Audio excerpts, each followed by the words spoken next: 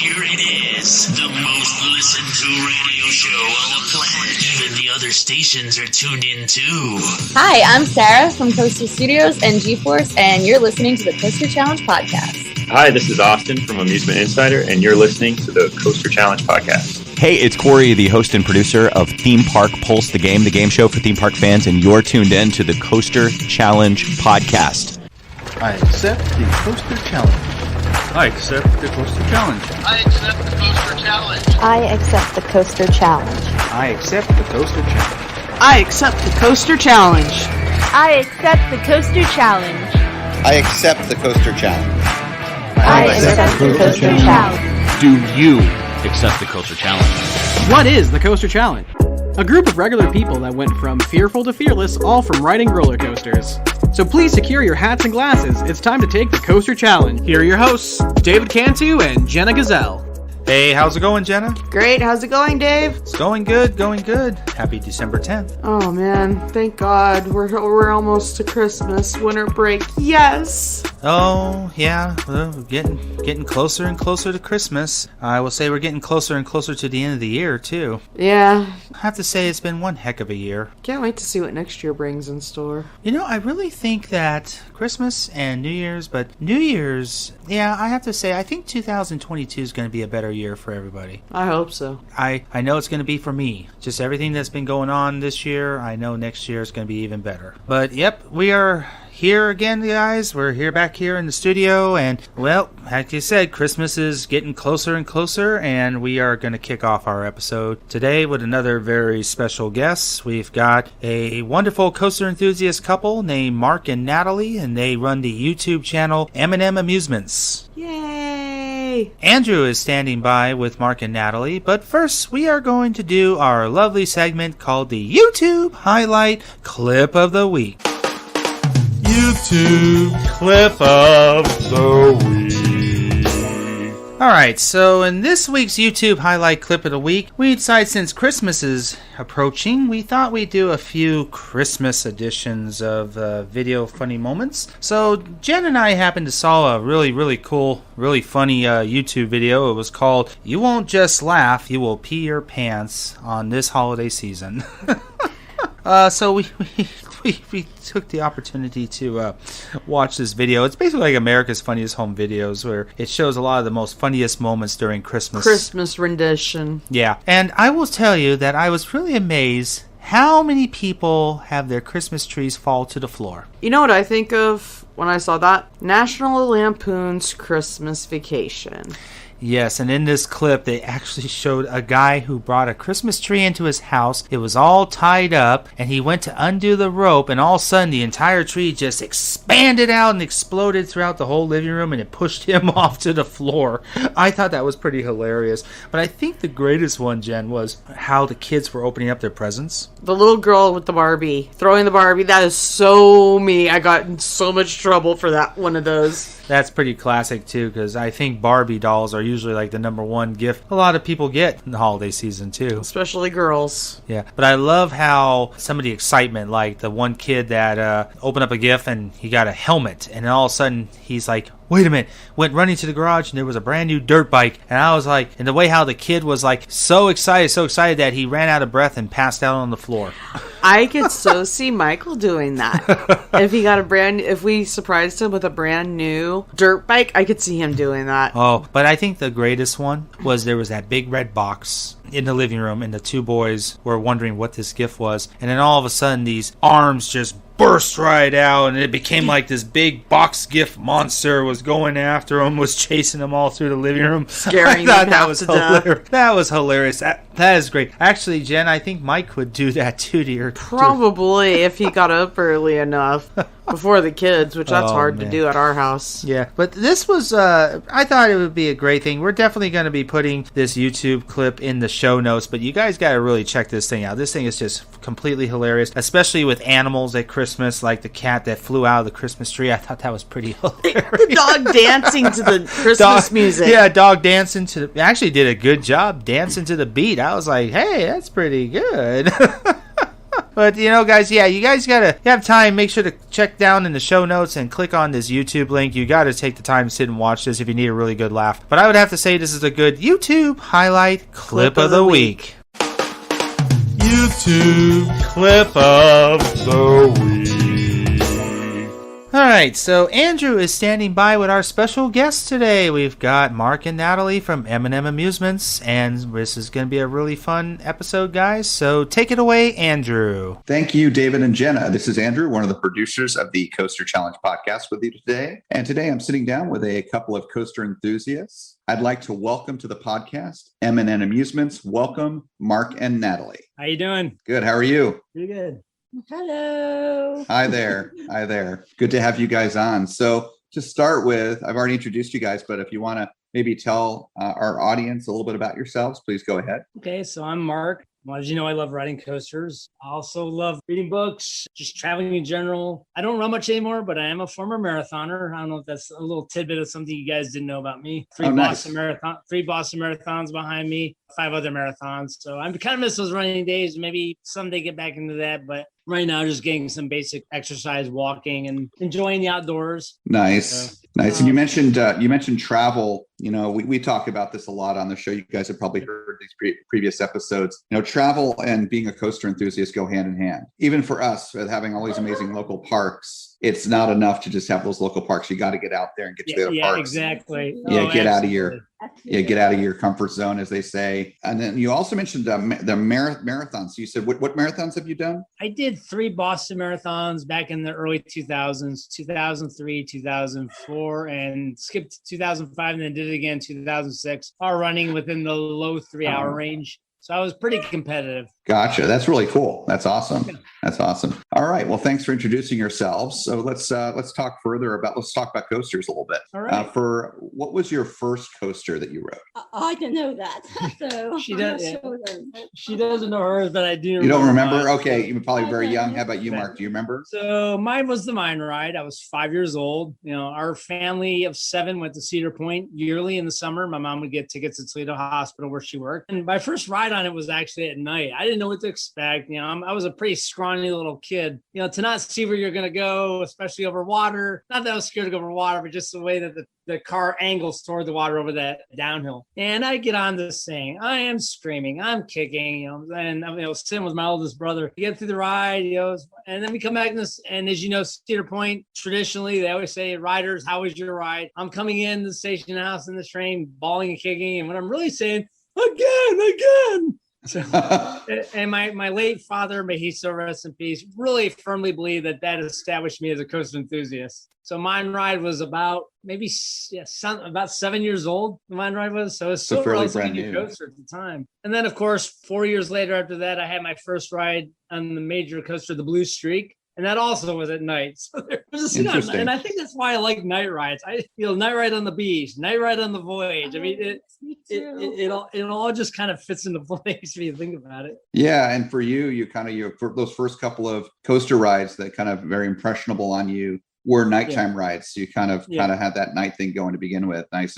And so your first coaster, you're talking about the Cedar Creek Mine Ride, right? The Mine coaster. Cedar Creek Mine Ride. Yep. Right. Yeah, I've been on that. It's classic at Cedar Point. So yeah, and so you were 5 years old, and so you were like again, I want to ride again and again. Yeah. And you said your dad, he kind of looked at you as becoming a coaster enthusiast at that point. Yeah. So that actually at 5 years old, we don't have people tell or anything, but I think you might be the youngest as far as how old you were and you first kind of felt you became a coaster enthusiast. Oh, wow. Yeah, that's because for most people, it's maybe teenager or later teens. I mean, David, he was, I think, in his 30s, maybe 20s, I think 30s actually, when he became an enthusiast. For me, I was 17. Just thinking back to other guests we've had on, even people that are crazy coaster enthusiasts now have their own channels like yourselves, very successful channels. And, they didn't become enthusiasts until teens. So, you might be the youngest. That's interesting. Wow. Yeah. It's funny. Yeah. It's funny now, and I get in the mine ride in these last few years. When I was a kid, it was no problem getting it. It seemed like a bigger seat. I get in it now, and Natalie and I feel cramped. There's been a couple times we've actually had to get our own seat because those seats are so tiny. My knees are like literally up against the T-bar. Like, I can't fit here anymore, barely. So it's kind of funny that. Yeah, that's a good point. Those older trains, they are kind of smaller. They're not as roomy and comfy as some of the newer trains. But yeah, those older rides, like I remember, I think it was called Runaway Train, the mine coaster at my home park when I was growing up, at that age at Six Flags Great Adventure in New Jersey. I remember that one being pretty small. I think they actually still have that ride there, if I remember correctly. It's been a few years since I've been there. But yeah, these older wooden coasters and mine train coasters, these Arrow mine trains, they're smaller trains. So yeah, I know what you're talking about there. Okay, so let's talk further about your coasters. So you're in your 40s now? Actually, right? It just turned the big 50. Just turned the 50. And she calls me bald. She calls me ancient. She touches my bald spot.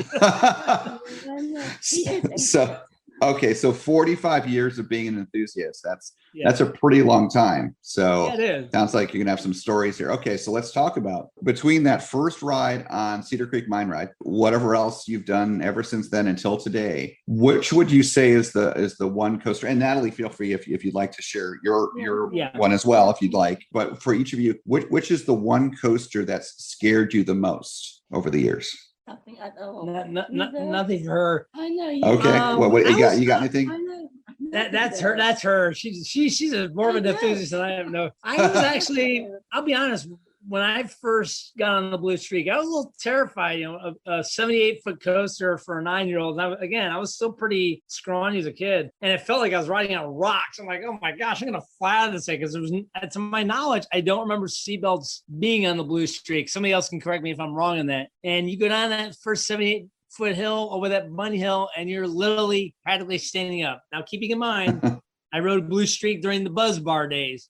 The bar that just loosely locked. And that also, I think, was my love of older wooden coasters. Just getting that first experience with major airtime was quite something. And you were practically standing up on that coaster. I kid you not. Still one of the best coasters there. I miss the older days. I mean, it's still a good coaster now, but a lot of me will always remember the older days of riding the Blue Streak as it was. And it ran, what was ironic, it ran 30 years exactly from 1964 to 1994 in that format. And then they changed it because of safety reasons for the ride. They had to switch it over to being an automated coaster from the beginning of the 1995 summer season. Okay, gotcha. Right. Of course, they're going to update it over time.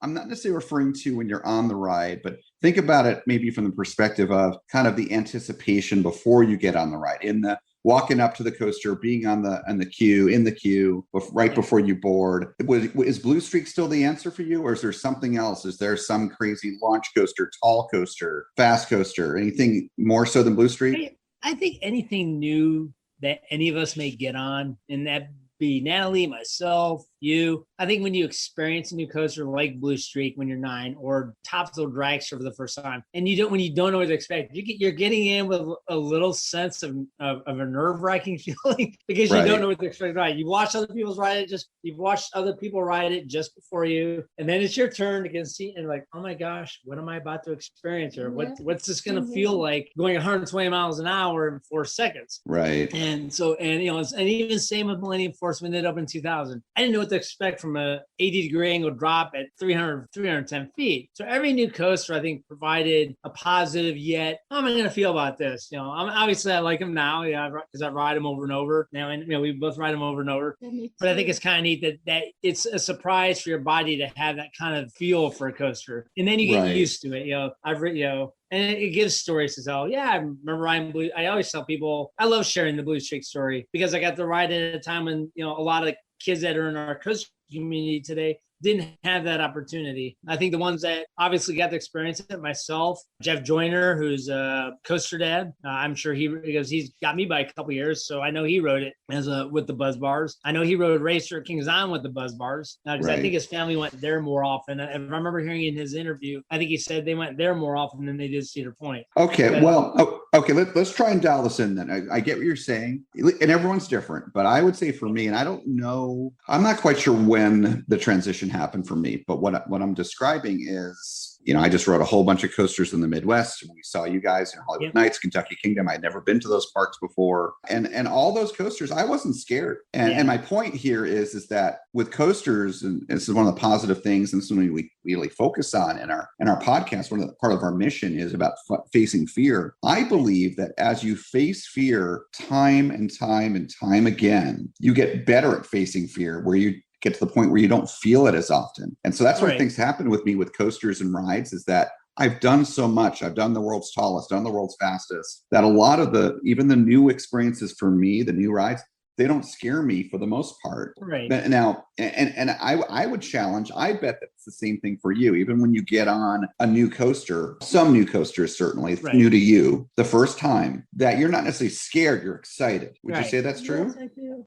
Yeah, I agree. Me too. Okay. Yeah, and I think that'll be the feeling when we eventually ever get down to ride Velocicoaster, which I think I'm looking forward to in the next year or two. Money is always an issue sometimes. Oh yeah, it's not cheap. Well, let me know when you guys come down here. I want to be there. Absolutely. I want to be there for your first ride. You would be a good host. But anyways, going back to you guys, taking away the excitement part of it for a new coaster, just in terms of where you were nervous getting on a coaster, on the line, in the queue for the ride, and you're like kind of nervous about, not excited, or not just excited, you were nervous. Would that I don't want to start kind of feeding you here, but would that be Top Thrill Dragster or Millennium Forest, or was there something else that really we're scared the first time, the most scared? Yes. Yeah, I think we stayed. I think we both were. Yep. Yep. Okay. And that's understandable. I mean, I'm assuming did you ride Dragster around 2003, like right when it first opened? Yeah, I rode the opening year. They had already taken off the designer wheel and the spoiler, so we didn't get the experience of seeing the trains as they were initially. Right. So, because they added, I think it added the 2 seats in back. I think was the I think they added the 2 seats in back as a replacement. Yeah, for the spoiler. Yeah. And I can't remember where I sat the first. Did I sit in the front the first time? I think I did. Actually, just to feel what it was like, and it was unique. It was a lot of wind in the face. Like, whoa. And then when I rode it later, obviously you overcome the fear of a new. And when I rode it later and sat the second to last seat, I realized that I really love the G-forces back there. There's something, I think that's where the catch car comes underneath and connects with that train. Oh, right. You almost feel like you're feeling more of a force. Right, because it's connecting right there where the catapult connects. Right. Now, the launcher. I am so dying for a rollback on Dragster. Everybody. Me too, though. Half of our friends have had it. I've had friends that have had it. Yeah. Yeah. Adam Kalish has had it. I'm like, look, and I keep telling his folks, Adam, look at you. Where's my turn? Me too. But we've seen rollbacks. We always end up on it after it's had the rollback, so we always don't get the look of getting the rollback. Let's rewind a little bit. That's because I just don't want to get too ahead of ourselves here. So, okay. So let's go back to the first time ride, even before you rode it. Okay. So first of all, I'm going to guess that was Dragster your first catapult coaster? I believe, yes, it was. Accelerator style coaster. Okay. Yeah. Okay. So obviously it makes sense, because they're much faster than even a lot of your magnetic launch coasters. Right. Certainly back in 2003, it was. Right. And also taller. It still is the second tallest coaster in the world. I guess depends upon how you match it up with Superman and Magic Mountain. But again, one of the tallest. Right. But so understandable why you'd be scared. So just talk to me a little bit about, as you were, walking towards this brand new coaster at the time in the park, online for it, the lines can be very long. So you had a lot of time to kind of deal with your thoughts and your fears. So talk to me about, before you got on it, what was it like? What was going through your head? So like when I was in line, right? Is it? Yeah. So as I was getting close to the car, the excitement, the intensity, the anticipation was kind of getting rolling. And I don't shake when I'm in line. I just kind of get this real quiet nervousness about it. And that was that way with the Blue Streak, even back in 1980 when I rode that for the first time. Yeah, and then when you get up to the gate, you're trying to get in. You're like, okay, we're next. Okay. then you get into the seat, and I know we're getting beyond what you're asking me now. Right. A lot of my anticipation really was when I finally sat down on the train, and after I put the bar down, or buckled the seatbelt, put the bar down, and I'm just waiting for this thing to roll. When's this thing gonna be done? When's this thing gonna be done? What am I? You too. Yeah, me too. So you're saying the pinnacle for you of your fear, perhaps, was once you sat down in the seat. What is this 120 miles an hour going to feel like? You're going up that high, coming down that crazy drop. The tallest drop you ever been on. So it's just that, like, because you're about to experience it. What is it going to be like? When's it going to be over? Sort of nervous. Yeah. Okay. Yeah. And then you went through that, 20 seconds or so, very short ride, right? Before you can say your name. Right. And then you're done. How was it? How are you feeling after you wrote it the first time? I think my body just said, what just happened? It's over. What? What's your mind say? That was a quick ride. I'm like, man. and I was like, wow, because that's about what it felt like. It was a wow ride. I was like, man, that was nuts. What did your mind say for you though? I knew I was like, as in like my statement about the ride. Well, what were you thinking about the ride after, like, having been on it and you were scared of it? You conquered your fear. You wrote it. Yeah. What were you thinking afterwards? Were you proud of yourself? Were you, like, because of this new experience, excited in some way? Just talk to me about what your thought process was after. Oh, I loved it. I was very glad to have gotten that experience riding that type of coaster, and to feel a launch going that fast was a first ever for me, and obviously for Natalie, I'm sure. Yeah, me too. Right. And each, as I've grown up, as I've grown through the years and experiencing new coasters coming in like Dragster and Millennium Force, the elevator cable, that was when that came out in 2000 for Millennium Force. That was unique. I didn't know what to expect from climbing up a hill that quickly. I'm like, wow, we're already at the top of the Sheriff Hill. Yeah, that's a great experience riding that elevator. And usually you're like, and if you compare that to Magnum, you'd have only been like halfway up the Magnum Hill. Right. At that point. Like, wow. Why are all these coasters like? But I think the neat thing about still an old chain lift like on Blue Streak or Magnum or Gemini, you're getting that positive anticipation because you've ridden that ride over and over again. You don't want that moment of climbing up to end. I think there's right. I think that sometimes in a positive way, it can also be almost not bad, but just sad that the moment of climbing the hill in Millennium Force or launching through Dragster that quick, the ride's over before it began. So you're like, oh, okay. Party, you didn't really get a chance to experience an inversion on Steel Vengeance, something like that. If you compare that. Right. So what you're saying is that, for example, comparing, two Intamins, Millennium Force and Top Thrill Dragster, that with Millennium Force, especially with the fact that the lift hill, you're facing north, going up that lift hill pretty quick, cresting at the top, and you can see the beautiful view of the north end of the park and Lake Erie beyond. But in any case, so you're saying is that Millennium Force, because even with that fast elevator cable lift, it still takes you a while to get up there compared to how fast you go up with Top Thrill Dragster. Right. And then you've got a couple of few minute long ride, Millennium Force, versus 20 seconds or so with Top Thrill Dragster, and it's over so quick. I get what you're saying. But again, going back to Top Thrill Dragster, conquered this fear and gone on this totally new type of ride, going through that kind of unique experience. You conquered that. You enjoyed it. Did it in any way?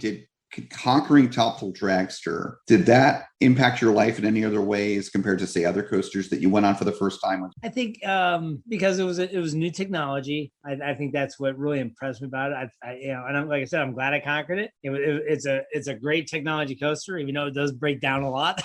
But it's been exciting over the last several years of my life watching new coasters come into existence. Beyond Top Thrill Dragster and Blue Streak and any, just in general over the past 40 plus years, 4 decades, how have coasters and theme parks impacted your life in other ways? Like, how have they been important to you? They have, for me, and I don't know what it is for Natalie, and she can explain. For me, it's a therapy away from work. I can't say that enough.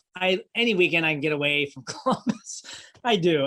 Whether it be a new park or back to a park we've already been, just to get on a coaster for me is therapeutic and away from the concerns of everyday life. Me too. Same here. I don't know if you know this about me. Since childhood, I've had a diagnosed learning disability that some people know about, some don't. Reading comprehension, sequential order difficulties. And I also had some social cues as a little kid that I didn't quite understand about interrupting, things like that. And as I've gotten older, I've improved, but I face a lot of misperceived beliefs and what people think of learning disabilities. Oh, this person has this, and they're not going to move up in their job, so we're going to keep them at bay because we don't think they can handle a certain job. And it's frustrating because I do want to have a job where I make more money, so I can go travel overseas and go to new places that I haven't been. And when you've been restricted, I guess, to a certain per hour job, and I've gotten better. I mean, I remember there were times I was only making like I think when I first moved to Columbus, I had my jobs around like $12, $13 an hour. I'm up to close to 20, but not quite. But I have a lot of skills, I think, that I could move up and be involved with working with management. Not essentially be a supervisor, but work in inventory where I'm working with the supervisor and doing, being more involved in why the counts the way they are, making sure that inventory does not falter. Those are my skills, having come out of the science field, because I'm no longer in my field of biology. But I've had, as my late father put it, just a lot of bad deck of cards. And I think sometimes for me, getting away from the job and going to an amusement park over the weekend helps me forget about that. I go to Cedar Point, we go to Waldemere, and I'm thinking about the park that weekend. I'm not thinking about my job, which for me helps me a little bit. Sure. Me So too. Yeah. Same field. Right. And and like Natalie, if I may speak to you. So Natalie has a stammer. She also has an accounting degree, and she likes what she does her job. Yes, She does data entry at for Huntington Bank at the bill processing center. And she also processes the payments. She probably would have an accounting job where she was actually doing auditing, but because of her stammer, it doesn't allow her to deal with people on the phone. She would, by her own choice, she would rather text, which is fine. But sure. I often wonder. I'm not with her at work, so I hope to God she's not being bullied. Sometimes, no. But sometimes in my job, that's good. Sometimes in my job, I feel that just by the fact that I'm trying to be more involved and I'm getting pushed away, and that's difficult to deal with. At least when I'm in a park, and I'm among coaster enthusiasts, I'm feeling part of something. I'm feeling part of a group that includes me. We have a great inclusive coach community. I made some of the best friends, and I have Logan Joyner and his dad to thank for that. We have met Tyler and John, who referred you to us, and I thank them hugely. I got that email, when I got that message from you on Instagram, I didn't see that coming. I didn't know. I was like, wow, somebody's thinking of us here. And the careness in our coaster community really makes Natalie and I feel part of something. And we've developed so many new friends. And, when it comes to coaster riding and going to parks, and I think age is just a state of mind. Yes. I love learning things I love learning things from younger people just as much as I love learning things from people older than me. Well, we've talked about some serious topics here, as we always do in the kind of beginning of our interview.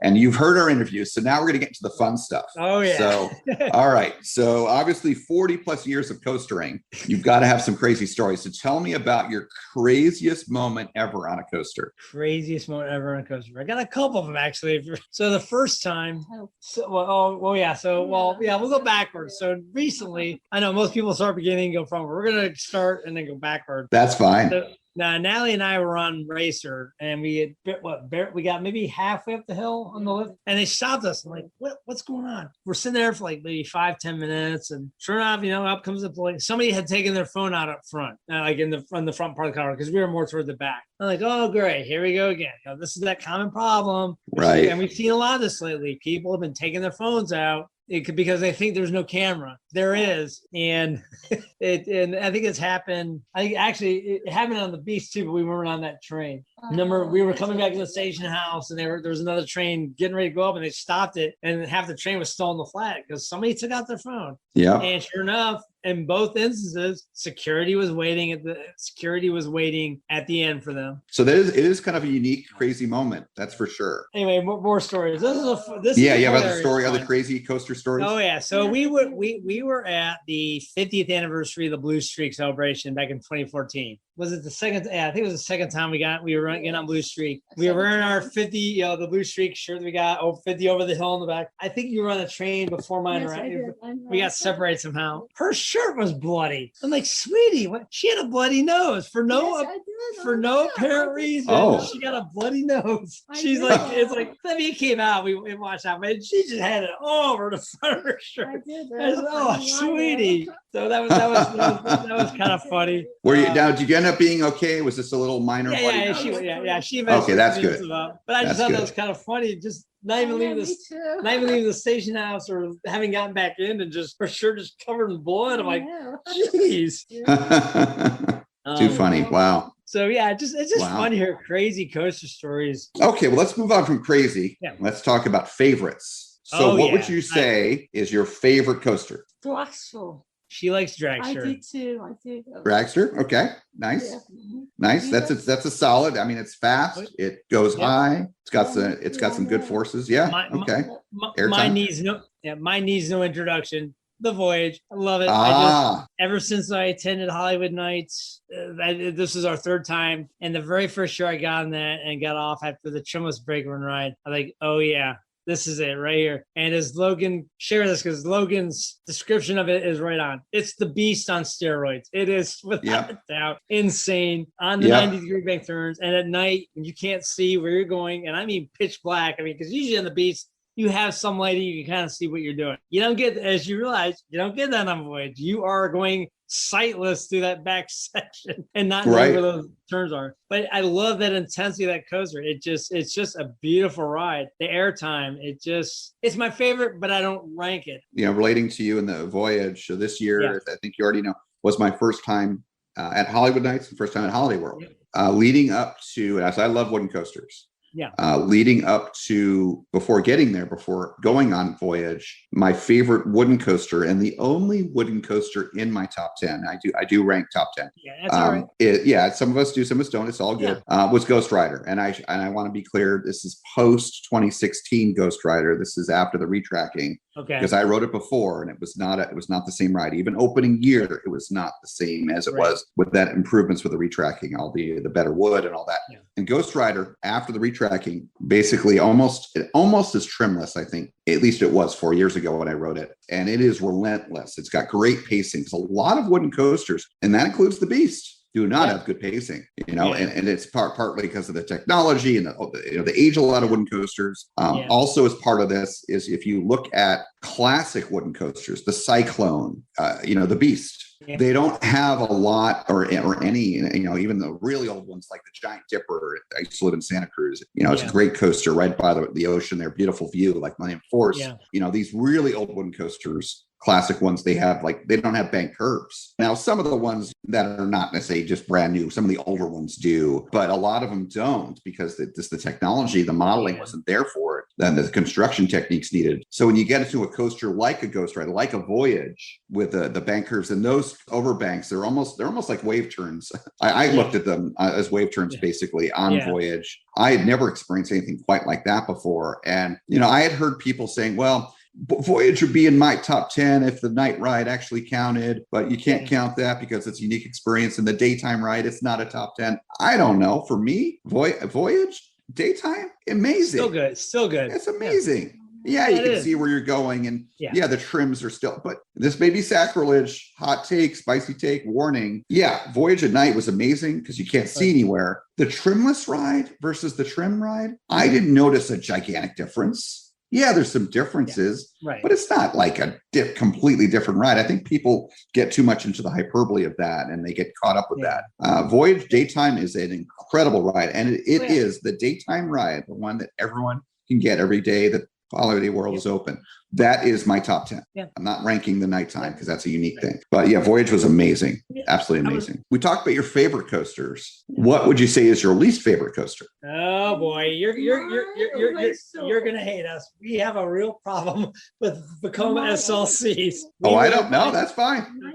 We rode Mind Eraser at Darien Lake, and we came off so badly bruised up. Natalie was. They looked like somebody had beaten the crap out of her because we were both wearing shorts, and my head was I had to take an aspirin. It was that bad. And I'm not knocking the park. They did, their Tantrum coaster was decent, and so was Predator. And ironically, I can tolerate T3. That's probably the lesser of the two evils. Right. But Mind Eraser just basically sealed it for us in our least favorite. It just and that one still has the at least when you wrote it had the over the shoulder restraints, right? Yeah. So I've been on a few Vekoma SLCs. I've been on T3. Now T3 at least I just wrote it for the first time. David and I wrote it Kentucky Kingdom a couple weeks ago. At least has those kind of vest restraints. It doesn't have the over the shoulder. And I remember riding it because David and I have been talking about it right before we got on it and thinking how much worse it would have been, or I guess used to be, with the Vekoma over the shoulder restraints. Because I'm like, oh wow, this is rough. This is not bad the way it is. but with over-the-shoulder restraints, oh, wow. And, I've been on others, actually some of the worst, and David's going to laugh. I'm looking at you, David, right now here on the Zoom call. Some of the worst Vekoma, inverted coasters, or I should say suspended coasters here, are the family ones, the hang and bangs, as they're called. Yeah. I went on the one at Legoland, Florida. I've heard. Oh, my God. Or Kitty Hawk. It's the same thing. They're just, for what they are, for what little they do, they're just going round and round. Yeah. It's unbelievable how rough they are. It's a shame. I know Vekoma, when they developed those SLCs in the mid 90s, they were basically trying to develop a low cost alternative to B&M inverts, which are far superior. And, part of it is B&M's track style, the quality of their engineering. Also, the 4-across seating is more stable. Intamin, they did Volcano, which I loved Volcano. Did you guys ever get to ride Volcano? No, unfortunately, we never got to experience that. So that was 2 across, as I recall. Okay. That's, I think, one of the only, if few, inverts that Intamin has ever done. I only rode it once, about 12 years ago, and it was relatively smooth. It was not an SLC level experience, at least when I rode it. Yeah, it's a shame. You guys have no shame there about SLCs. That's a good answer. Definitely, kind of akin to what you mentioned earlier. Kind of our kind of last main question, and this is certainly you can talk about M&M Amusements here, whatever you'd like. Yeah. Is whatever other advice you'd like to share with our listeners, or other things you'd like to share with our listeners. All I can say is, guys, listeners, travel to the whatever parks you can get to that you haven't been. Natalie and I, we love small amusement parks. It's what our channel's about. We know a lot of people like to cover coasters. We wanted to do something different. I think our first visit was at Waldemere. Was that our first small park? Yeah, I think so. Yes. We love Waldemere. Just, and of course, Ravine Fire 2, aka Voyage's little brother, Baby Voyage. I've known Steve Gorman, who runs that park, for several years because I'm an Ace. Natalie and I are both Ace members. He's always been at our Ace holiday gatherings, and we did finally get to interview him. But there's something about small parks that I like. They're not as crowded. There's a sense of hospitality that's so positive at these small parks, Holiday World included. Seabreeze was a great staff. Those are the kinds of things we look for, the positives in those, the good food, that unique foods that sometimes small parks offer that big parks may not have. And just some of the unique layouts of these small parks. Seabreeze is interesting. It sits up at the top of the hill from Lake Ontario. I've been there.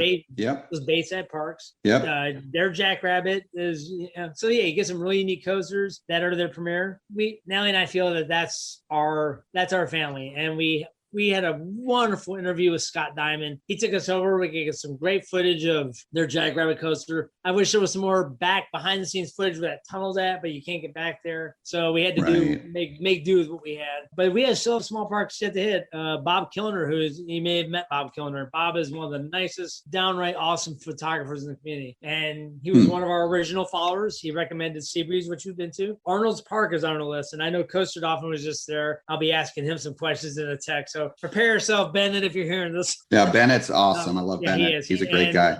Talk about being positive. Yeah. Here's the funny thing.